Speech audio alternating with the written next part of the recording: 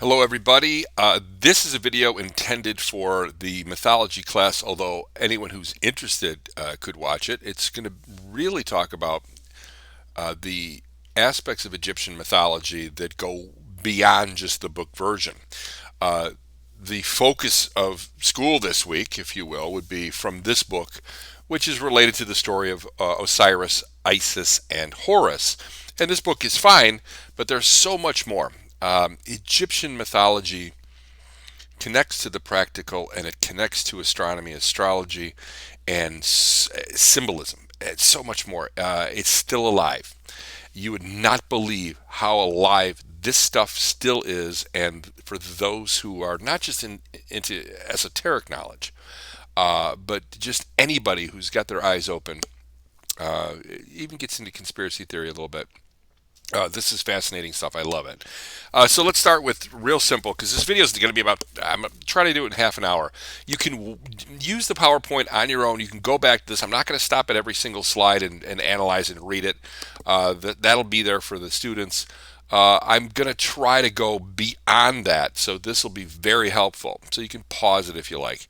Of course, the first Trinity that we really think about in antiquity is this: the sacred Trinity, the Holy Trinity of the three, the Father, Mother, and Son in this case. But three in general is a magic number. They used to have a Schoolhouse Rock song like that, a little cartoon.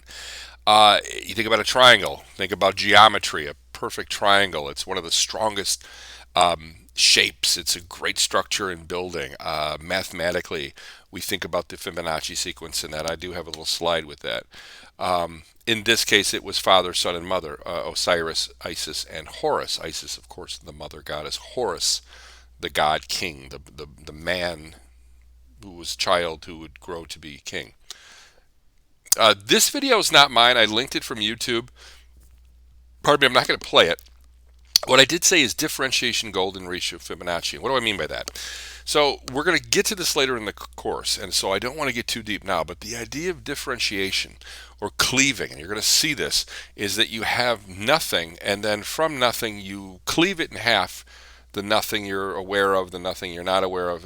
We'll get into that later, but the idea is in nature, even as anything grows, you see this sequencing, and you're going to see this so much in Egyptian culture, architecture, um, the symbolism. It's all there. So understand that this is there for a reason, and I'll touch on it in a few slides here, but I'm not going to play the video. That's for you.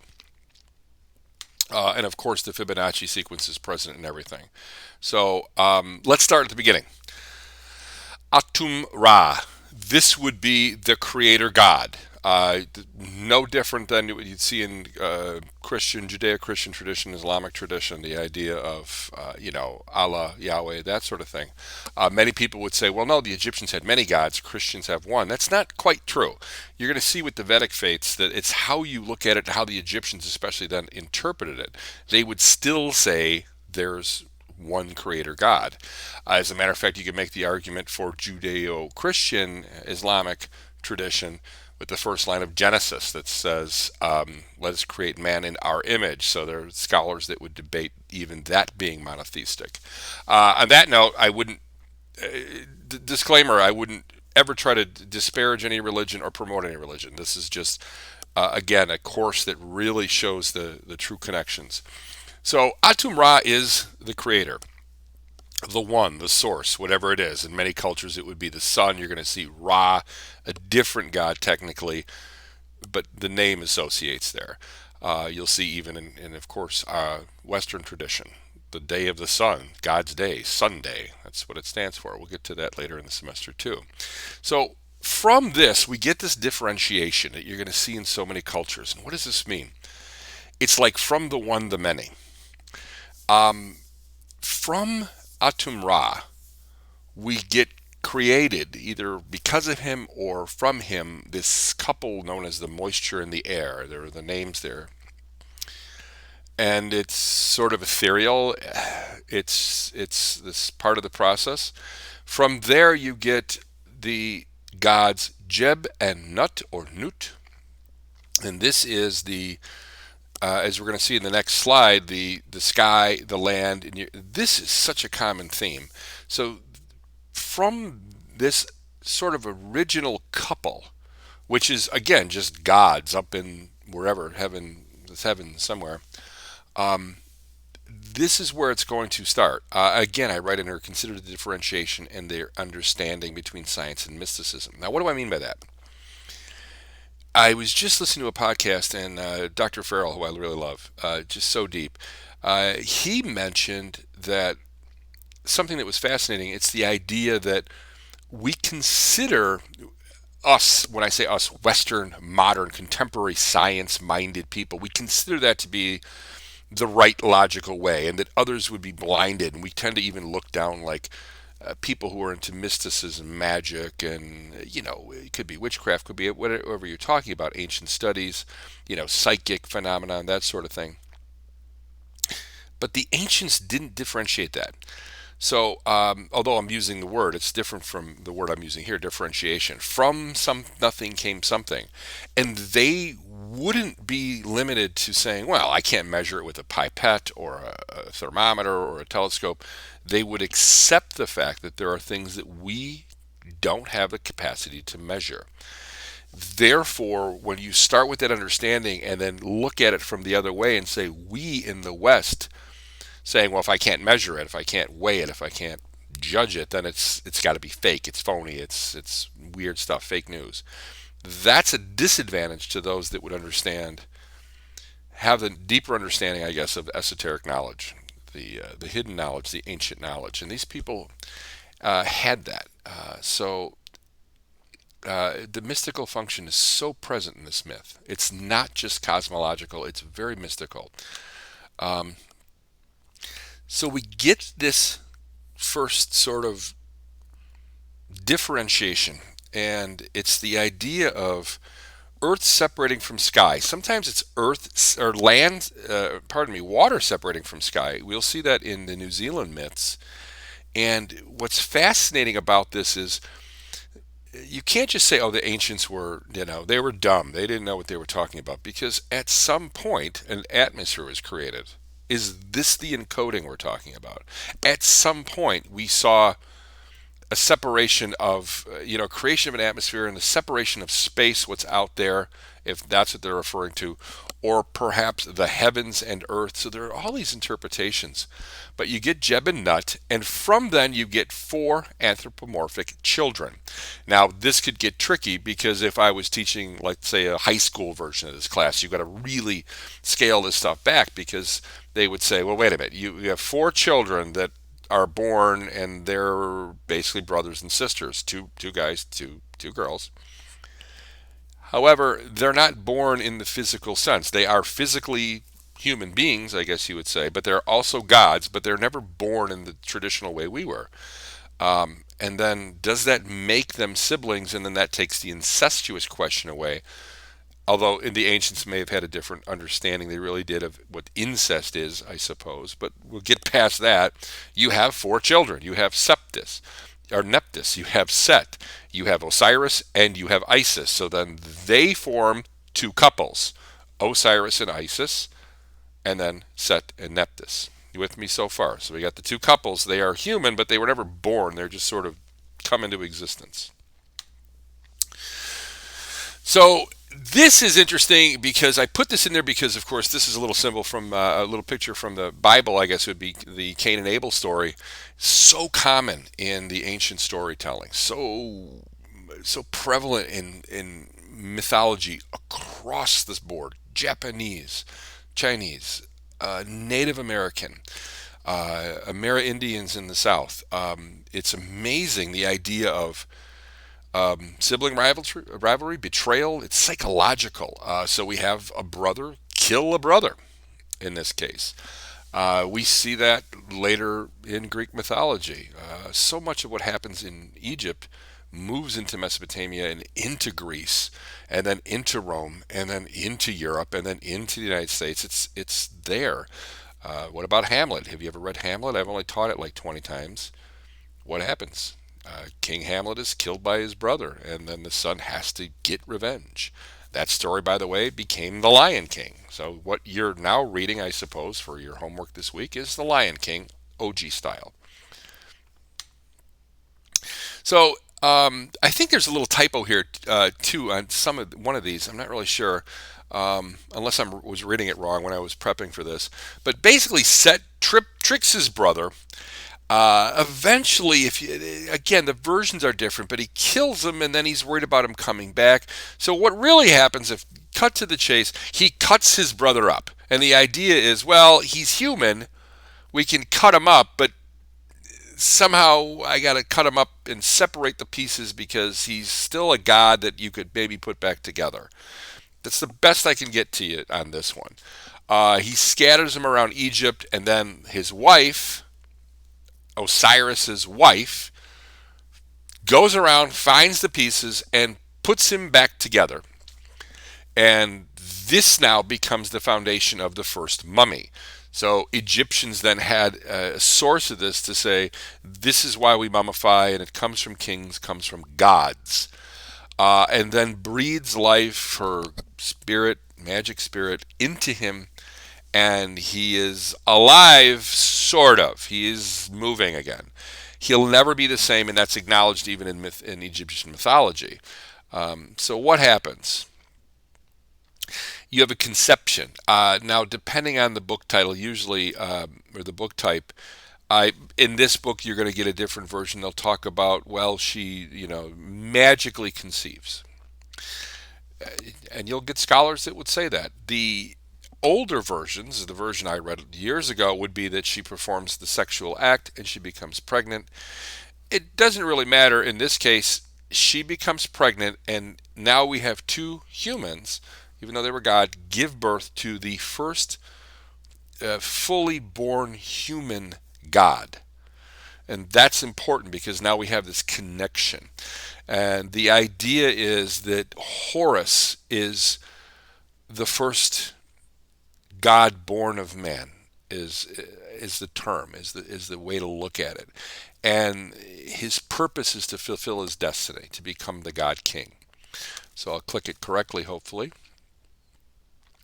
Osiris, if you're curious, he becomes the god of the underworld. It's almost like you can picture like the mummy. I mean, he's walking around, again, if I was teaching a high school class, you'd be laughing.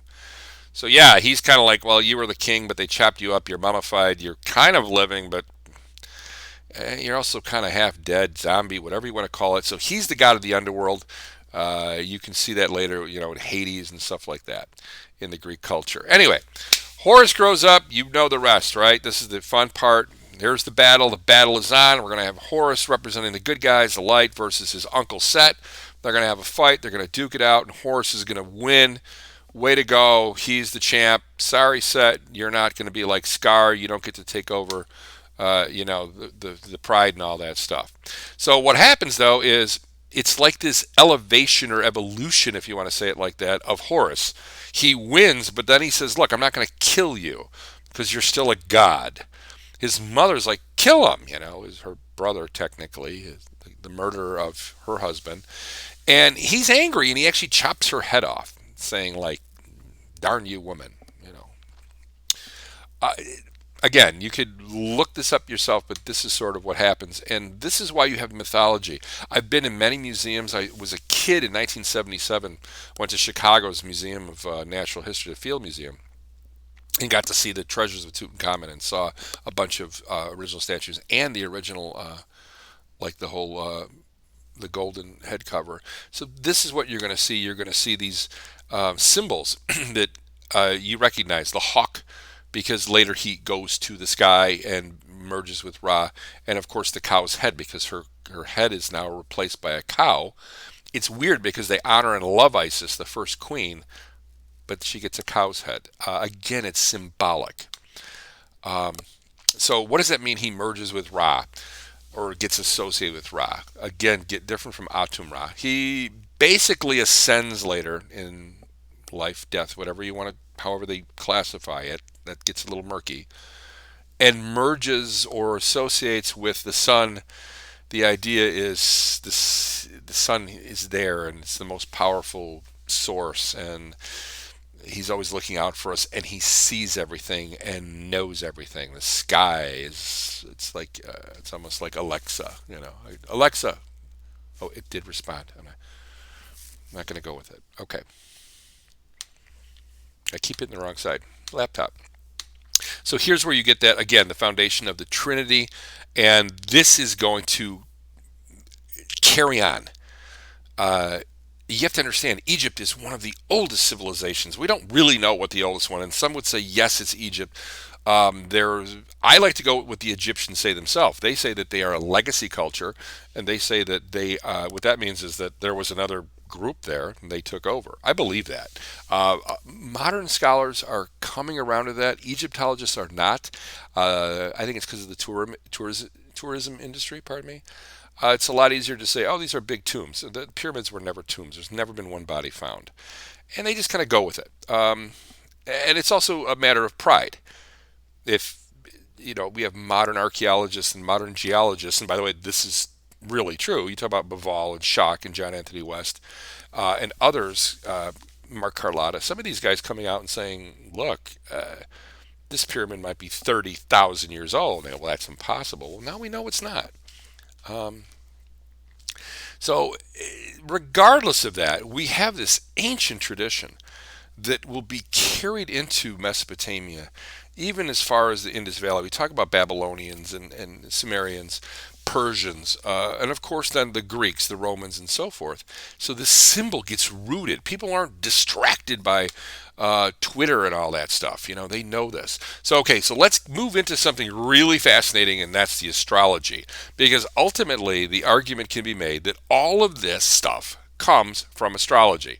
Everything comes from the stars, in which case astronomy. I put astrology here because back in the ancient times, the two really mixed, sort of.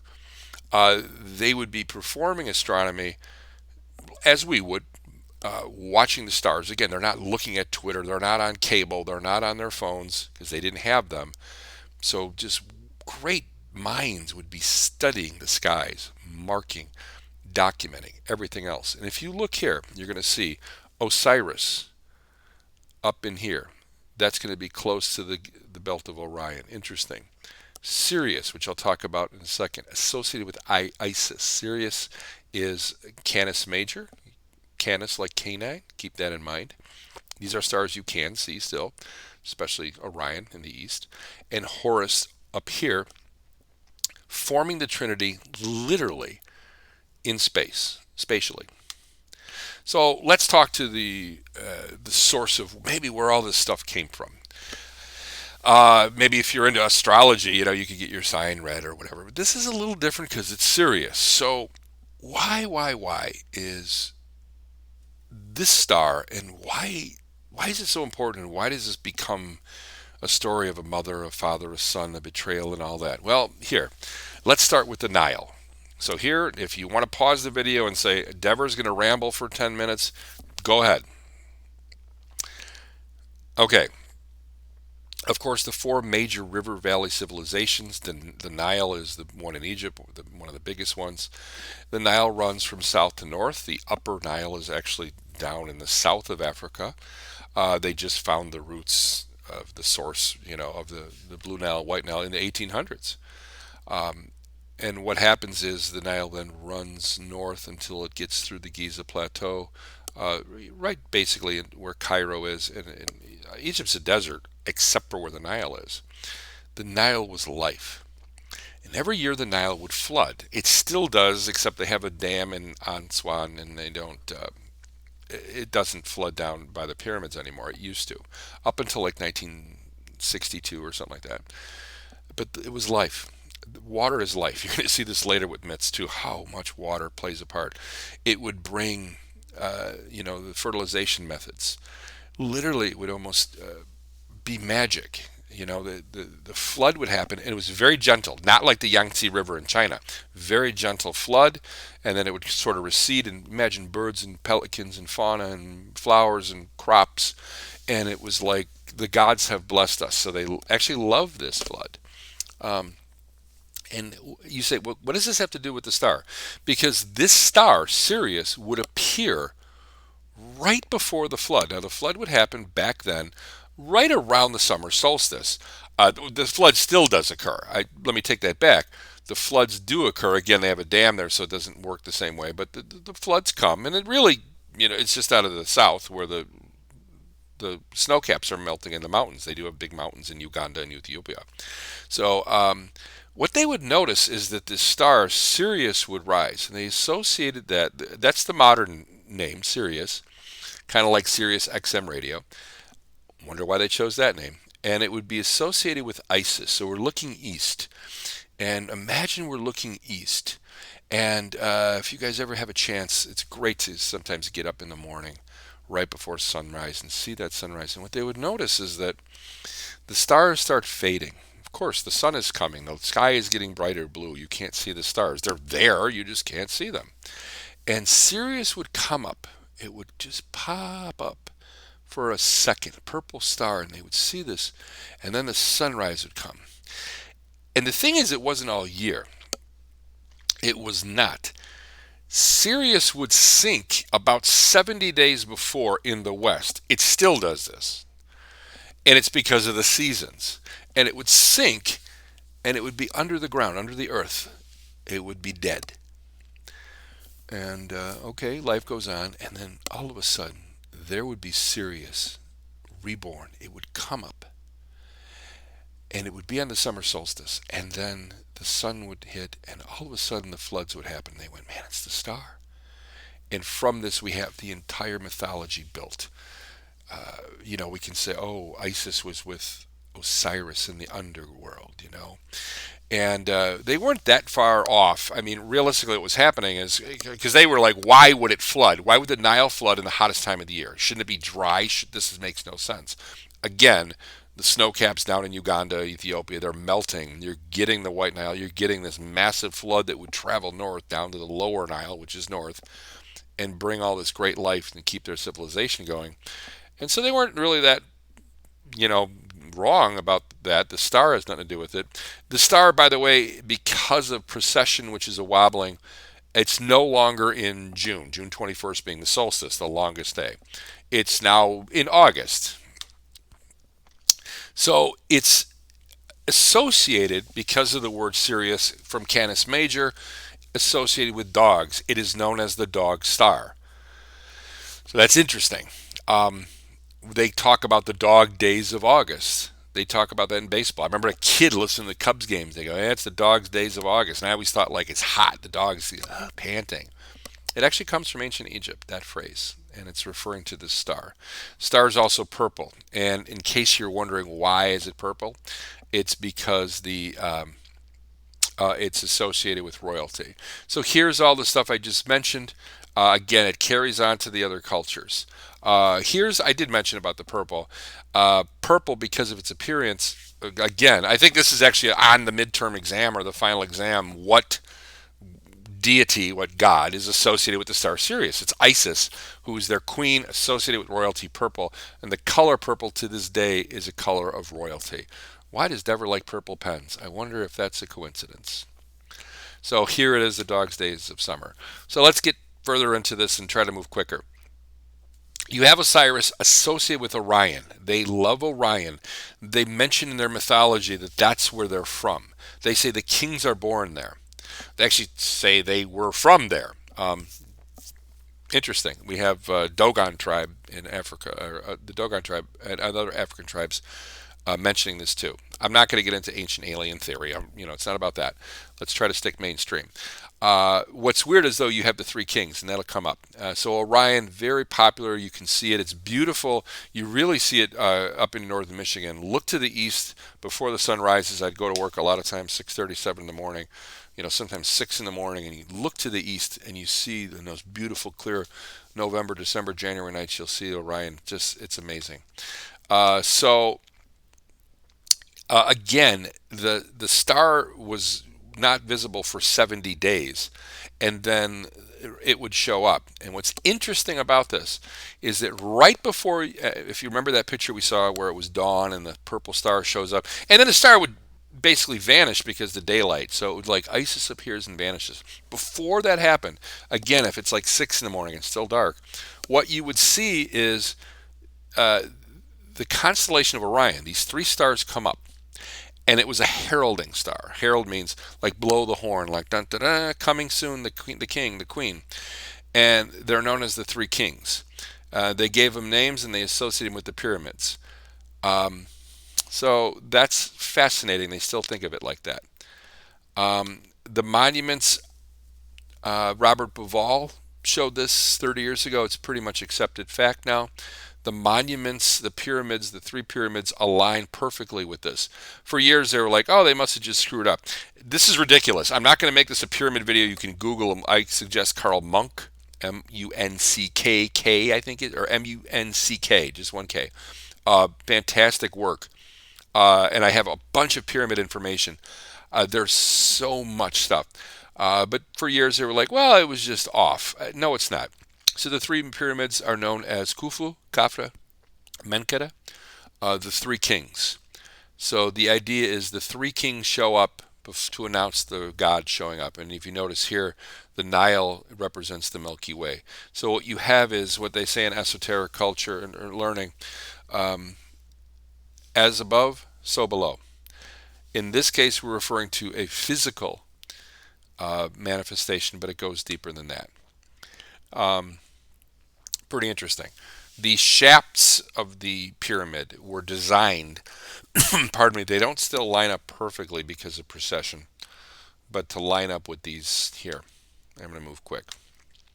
You can look at this yourself. So, what does this symbolism mean? Pardon me. Again, we're back to this. So, what does this all mean? This it gets rooted into esoteric knowledge, this hidden knowledge, where it's if you know, you know. And this has to go underground because you're going to see the prevalent, yeah, I guess the dominance of Western religions in this aspect. So the idea is you have the all-seeing eye. Okay, it's the idea of it comes from what they would say the sons of Hor, which is of course coming from Horus, and the idea is uh, first of all a basis for their pharaoh system. The idea that the pharaoh is the god king. If you remember, if you've ever studied, of course, European history, you think about Louis the 14th, the Sun King. Interesting. Uh, Even in Chinese culture, the idea it's the divine right of kings, a mandate of heaven. It's the same thing. So the idea is the one on high that Horus has ascended, our original king. Our He was a man. Our God man has now ascended, and he's there, and he's looking out for us. And if you know, you know. There would be another depiction of him. Of course, with the hawk. What this gets into then is also the idea that there is a sacred trinity. We have the sacred chalice, as above, so below. You see, this is the Star of David. You can talk about cardinal points. You can also talk about, again, the blade and the chalice. And you see the eye in the middle. The eye of Horus, the eye of Ra, similar. And the idea would be, again, it's for the initiated, for those that can put those lenses on and understand that this represents the true God, the true way, the source of where we came from in Orion, down to the Holy Trinity and the way of being, the way of living, the way we're supposed to be, I guess. So it's very religious, although right now that wouldn't really exist anymore. You'll also see this in jewelry, and so anyone who wears the Eye of Horus would be.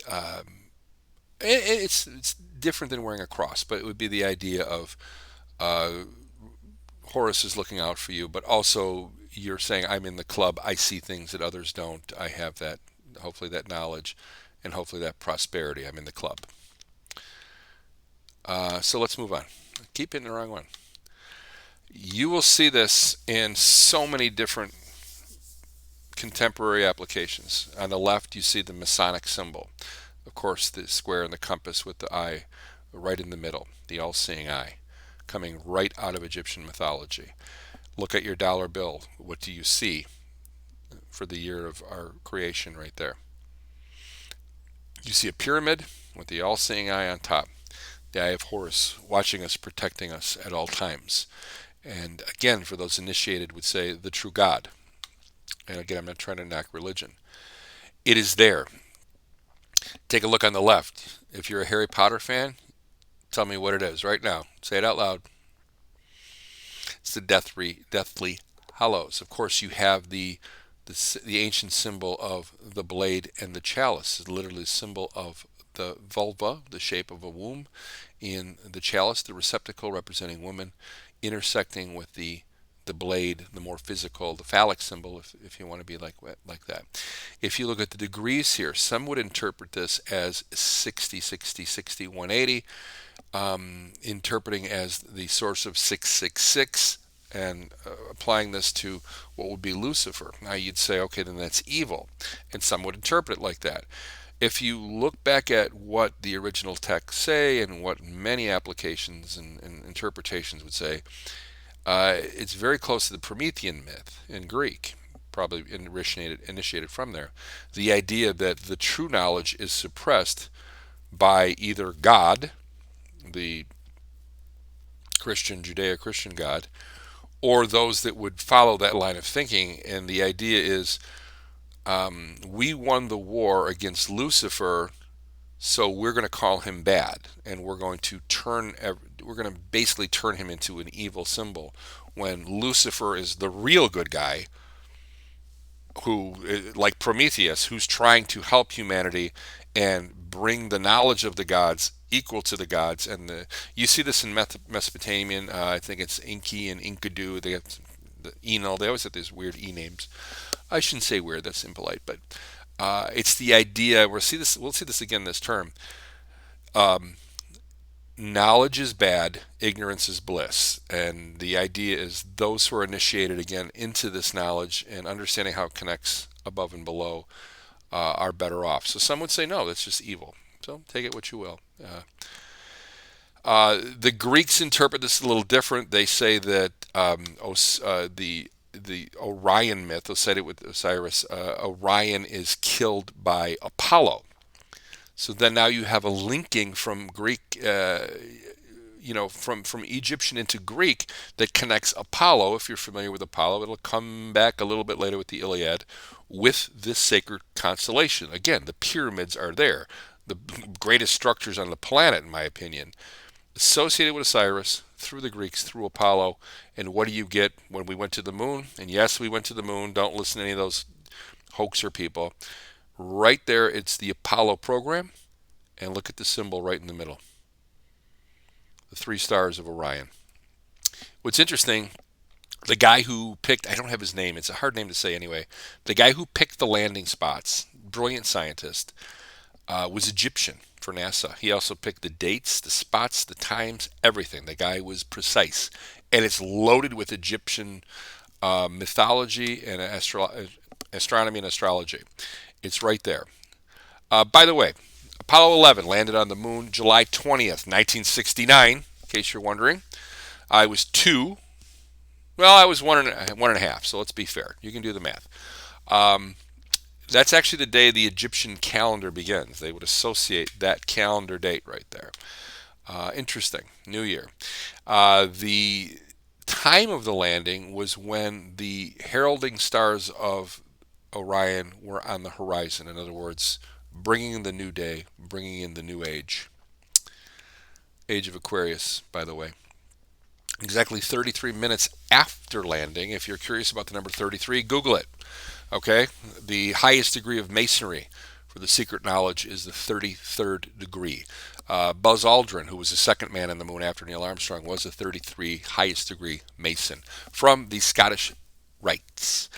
There are different brands, of course. First thing he does is a communion rite. Most people who were uninitiated would have said, well, okay, he's a Christian, he's having communion. And okay, maybe you can take it like that. Where does communion come from? I taught this before, and I actually had people tell me, well, this is kind of blasphemous. Again, I'm not trying to knock anything. I'm just presenting the truth. the communion rites date back to ancient Egypt, thousands of years before Christ ever existed. And the idea would be, what is a communion rite? It's the idea of symbolically ingesting God, taking God's whatever spirit, ways, will within you. So he does this, and you can see the mess cakes and all that here. Um, Many cultures will do this, very most famously with the Catholic faith, Christian faith, but the Catholic version. So let's wrap this up, kind of get close here. Egypt, of course, is so ancient that even by the time the dynastic period is done in Egypt, the last big dynastic period, the time difference between them and ancient Rome is longer than Rome is to us. So we think of ancient Rome. I've been to Rome. Many of you maybe have too. When you go to Rome and you look at the ruins, you say, wow, that's 2,000 years ago. Well, the Romans were studying the Egyptians that were 4,000 years before that, by some accounts, at least two or three. And again, if you go through Persia, if you go into Babylonia, the Akkadians, all that, into the Greeks, the cultures, the names change. We can think about, like in Mesopotamian, Aaron becomes Nergal, it becomes Aaron becomes Heracles, becomes Ares. It's just the way it works. Now, what does this mean? There is a sun deity, again, the sun, called Mithra or Mithras, depending on who you're talking to, that would be this certain figure. Now, I will tell you that you can do a Google search, and there's a bunch of Google results that say Mithra is not like Jesus at all. This is nonsense. And if you look at the sources, they're always really adamant Christians that are just fundamental and whatever you want to say, that are just, nope, it's all nonsense. And take it for what you will. Uh, it's what it is. So let's talk about how Horus, the idea of Horus, the god man, evolves into across many different regions in across the Mediterranean and further into something else. So what you get to by the time you get to Rome is you have people with Mithra statues and little trinkets, and they would say Mithra was born on December 25th. He was born of a virgin, and he is God incorporated. The shepherds attended, according to some. Maybe some also would say that wise men came. Why December 25th? Sol Invictus. That means soul reborn. It's just a Latin term. And what it was is the 21st of December is the solstice, the winter solstice. We talk about the summer. The solstices were huge, especially as it relates to agriculture. This was the most favorite celebrated day in the ancient times for many people. My buddy Mike, who passed away, he would always celebrate this. He'd say, Bill, we got to celebrate. And I'd say, why, man? It's winter. It's the shortest day. It's the longest night. He says, yeah. And the ancients knew after today it's getting longer. We're heading back towards summer. Life reborn. Sun reborn. The sun gets longer. God is coming back. Here we go. The Romans just had it wrong because they didn't know about leap years, and they eventually got the calendar right. So December 25th was the date. What happens later is it was such a huge holiday that 700 years later, when Rome is basically all at this point really entrenched in Christianity. Of course, that happens originally in the 4th century. They say we need to celebrate Christ's birthday. We don't know when, but we already have a huge holiday, so let's connect it. So what else about Mithra? He was a great teacher. He's a traveler. We'll talk about Fisher Kings later in the course. He had 12 disciples by some companions and would do miracles, and he's basically a god on earth. He was buried, and 3 days later he arose, and the way they celebrated him in Rome would be to have a communion rite. So all of these things existed long before Christ was ever born. An adaptation of the Horus myth and practice, sort of watered down and then carried into Rome. Rome, of course, becomes the largest empire in Western Europe. When it collapses, all its systems, which have been Christianized, stay. We see conversion efforts. We'll see that later with Beowulf especially. And again, this isn't knocking Christianity at all. It's not an indictment of any religion or promotion of any religion. It's the idea of where do these things come from? The myths, the ideas, the concepts. In this case, it's ancient Egypt. So It's there. Um, it's present. It's real. It's in everyday life. It's just wonderful in my opinion. It's much more than just the ancient Lion King story. So I hope you enjoyed this, and you can go look at the PowerPoint, you students, and we'll see you next time.